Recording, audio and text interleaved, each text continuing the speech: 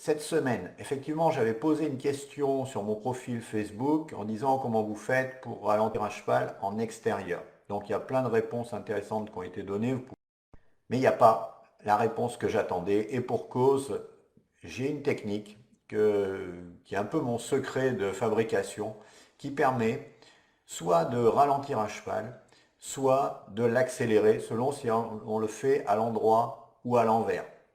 Alors, ce n'est pas une technique hypnotique, bien sûr, c'est une technique classique équestre, mais je ne sais pas pourquoi, cette technique, elle est totalement ignorée, inconnue de 99% des cavaliers. Donc, je vais vous en parler aujourd'hui. J'ai longtemps hésité d'ailleurs à vous la donner, parce que normalement, je la réserve à mes clients, mais bon, allez, j'ai dit, allez, de toute façon, il y a peu de gens qui l'utiliseront malheureusement, et en fait, c'est une technique très puissante que vous pouvez utiliser quand vous avez besoin de ralentir votre cheval, notamment en extérieur. En fait, le problème de l'extérieur, souvent, c'est qu'on ne peut pas tourner, en fait. On peut pas, on dit l'arène d'arrêt d'urgence, mais on ne peut pas tourner. On est dans un chemin, il n'est pas très large, et donc on est obligé d'aller droit, mais on veut quand même ralentir son cheval. On peut s'en servir aussi pour rassembler son cheval, pour commencer le piaffe, pour commencer le passage. Tous les airs rassemblés, on les obtient de la même façon avec cette technique. Et on peut aussi obtenir, par exemple, le trot en extension de cette façon-là. C'est exactement la même chose, mais ça va être la technique à l'envers. En fait, si vous regardez, si vous pouviez regarder le dos d'un cheval quand il marche par-dessus, vous verriez que son dos ondule. Mais vous pouvez faire ça en regardant un chien marcher par-dessus, vous verrez que son dos ondule à chaque foulée. Et en fait, c'est que quand il veut accélérer notamment, eh bien, on va voir des mouvements de la tête et de l'encolure qui vont l'aider à agrandir l'amplitude de sa foulée. Alors, c'est quoi ce mouvement? Lorsque votre cheval il avance son antérieur, par exemple l'antérieur gauche, là, voilà, je vais me mettre devant la caméra, le cheval avance l'antérieur gauche, et bien ce qu'il va faire, c'est qu'il va mettre sa tête par-dessus l'antérieur, comme ça. Et chaque fois qu'il va avancer l'antérieur gauche, il va mettre sa tête par-dessus l'antérieur gauche. Et chaque fois qu'il va avancer son antérieur droit, il va mettre sa tête par-dessus l'antérieur droit. Donc un cheval qui veut accélérer, il fait ça. Il va utiliser le mouvement de son balancier, le mouvement de son encolure et de sa amplitude des foulées. Donc si vous voulez agrandir l'amplitude des foulées, d'accentuer ce mouvement. C'est-à-dire que quand l'antérieur de votre cheval avance, c'est valable au pas et au trot. Ce n'est pas vraiment valable au galop. Au galop, j'ai une autre technique que je vous expliquerai dans un autre live. Mais au pas et au trot, ça marche très bien. Donc vous voulez que le cheval fasse des foulées de plus grande amplitude et vous allez accentuer le mouvement de la tête par-dessus l'antérieur. Donc par exemple, votre cheval, il avance l'antérieur droit. Donc, il va mettre sa tête par-dessus l'antérieur droit. Et bien, avec votre main droite, vous allez faire une légère action de rêne pour ramener la tête le plus possible au-dessus de l'antérieur droit. Et ainsi, vous allez augmenter l'amplitude de la foulée. L'antérieur droit va couvrir plus de terrain. Donc ça, c'est pour agrandir la foulée. Maintenant, évidemment, à gauche, c'est la même chose, hein, je vous le refais. Antérieur gauche qui avance, tête à gauche. Donc, vous faites une action de reine gauche et vous ramenez la tête sur l'antérieur. Et votre cheval va agrandir l'amplitude de sa foulée sans changer sa cadence, sans changer son rythme, en fait. Et ça qui est important. Donc, ça vous permet d'avoir du trot en extension, par exemple, si vous voulez. Et maintenant, comment on fait pour ralentir? Bien, pour ralentir, on fait exactement l'inverse. C'est-à-dire que votre cheval, quand il avance son antérieur droit, eh bien, vous lui mettez, au lieu de lui mettre la tête à droite, vous lui mettez la tête plus à gauche. Donc, vous l'empêchez de mettre sa tête par-dessus l'antérieur.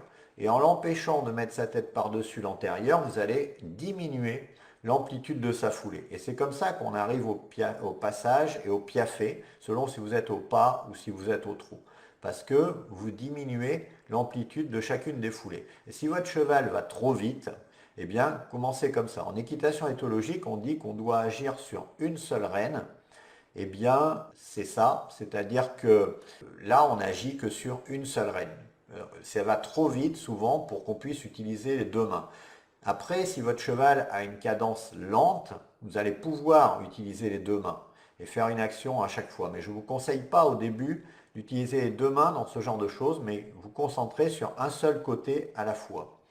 Donc, votre cheval lève l'antérieur droit, vous lui mettez la tête à gauche et vous allez réduire l'extension de l'antérieur droit. Votre cheval va poser plus vite et va avoir des foulées plus raccourcies. Je ne comprends pas qu'elle ne soit pas enseignée, qu'elle soit inconnue, que personne ne l'utilise. Je ne connais personne qui l'utilise. Et vous n'avez besoin que d'une main, vous n'avez pas besoin des deux mains. Vous n'avez pas besoin de l'arrêt d'urgence, vous n'avez pas besoin de tout ça. Tant que vous êtes au pas et au trot, je vous dis au galop, ce n'est pas vraiment la technique qui permet de ralentir, il y en a d'autres. Mais au trot, ça marche très très bien. Au pas aussi d'ailleurs, mais au pas, c'est plutôt dans le but de rassembler son cheval qu'on va l'utiliser. Et les chevaux ne se braquent pas si vous intervenez au bon moment, au bon timing, c'est-à-dire quand l'antérieur se lève, hop, vous mettez la tête de l'autre côté, et quand l'antérieur se repose, vous relâchez. On prend et on rend, toujours. On ne reste jamais en tension sur un cheval. On prend et on rend, quoi qu'on demande. Même si la demande ne passe pas, on ne reste pas en tension. On relâche et on redemande.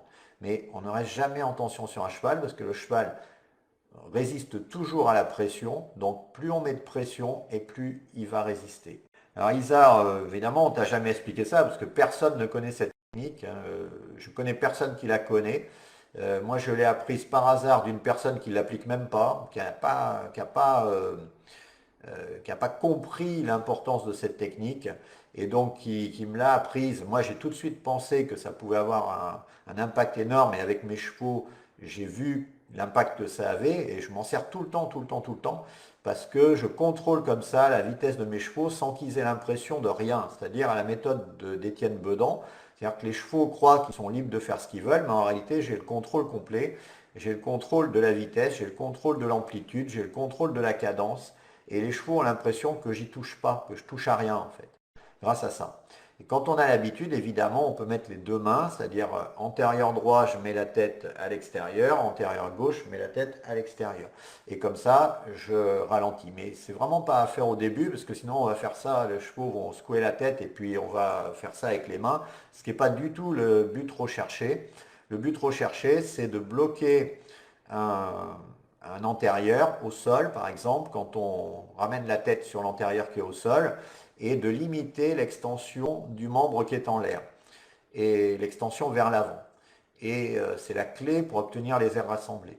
Et c'est la clé aussi pour obtenir les airs en extension. C'est-à-dire que là, on ne parle même pas des jambes. On n'utilise pas les jambes ni pour ralentir ni pour accélérer. Contrairement à ce qu'on m'a dit, il faut mettre les jambes pour ralentir. Moi, je n'aime pas du tout cette technique parce que les chevaux comprennent plus. Dans votre voiture, si vous mettez l'accélérateur pour ralentir, ça ne va pas le faire. Et bien avec les chevaux, je trouve que c'est la même chose. Bien sûr, il y a des techniques comme l'effet d'ensemble qui permettent d'arrêter un cheval en mettant les jambes, mais c'est des techniques qu'il avait inventées. Il est revenu dessus en disant que ce n'était pas bien de le faire. Donc je pense que pour des amateurs, c'est plutôt à éviter. Les mains, il faut que ça reste enfin, avec les mains, on peut tout faire. C'est vrai que c'est un peu différent, mais les jambes, il faut que ça reste soit pour tourner, soit pour accélérer. Sinon, le cheval ne comprendra pas si on utilise les jambes pour s'arrêter. Voilà ce que je voulais vous dire dans cette vidéo. C'est une technique très simple. C'est une technique qui demande aucun effort physique. On n'a pas à se battre avec le cheval, on n'a pas à tirer.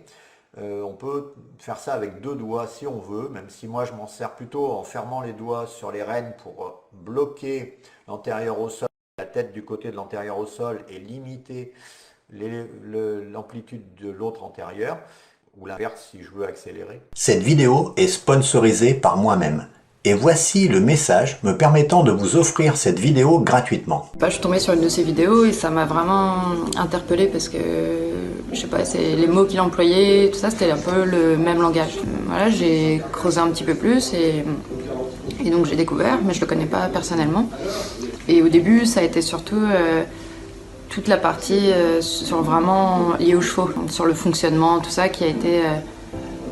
je sais pas, c'est comme si c'était un truc que je savais, que je comprenais, que je sentais, mais que j'avais jamais pu vraiment avoir quelqu'un qui me mette des mots dessus. Et pourtant, j'ai travaillé avec très bons cavaliers, et encore aujourd'hui, mais j'ai l'impression que les bons cavaliers, très bons cavaliers, savent pas mettre des mots dessus. Donc bon, c'est pour ça que ça m'a vraiment interpellée, vraiment plu, et que maintenant du coup dès que je peux, parce que bon, je travaille quand même pas mal, mais j'ai regardé le plus possible de vidéos, les générateurs et tout ça, et je me rends compte que voilà, dans le très haut niveau comme ça, les gens le font inconsciemment, mais ils sont très proches de ce que Laurent peut dire et tout ça. Donc c'est pas une théorie ou voilà, ça fonctionne comme ça. Comment analyser tous les problèmes techniques de vos chevaux à la lumière des blocages ostéopathiques, même si vous n'y connaissez rien? Comment trouver instantanément les contractures sur le dos de votre cheval, mais manipulation exacte pour les retirer facilement? Comment être certain d'avoir des chevaux en pleine santé qui ne souffrent pas? Et bien plus encore. C'est très simple. Cliquez sur le lien sous la vidéo. En plus d'obtenir mes meilleures méthodes pour garder votre cheval en pleine santé, vous pourrez vous aussi, comme plus de 8000 cavaliers, découvrir le tableau des pathologies téléchargeable immédiatement et gratuitement. Vous pourrez, comme moi, l'afficher dans vos écuries pour vous y référer en cas de problème. Il vous suffira de regarder la colonne de gauche, le comportement du cheval, puis la colonne de droite, la région à examiner.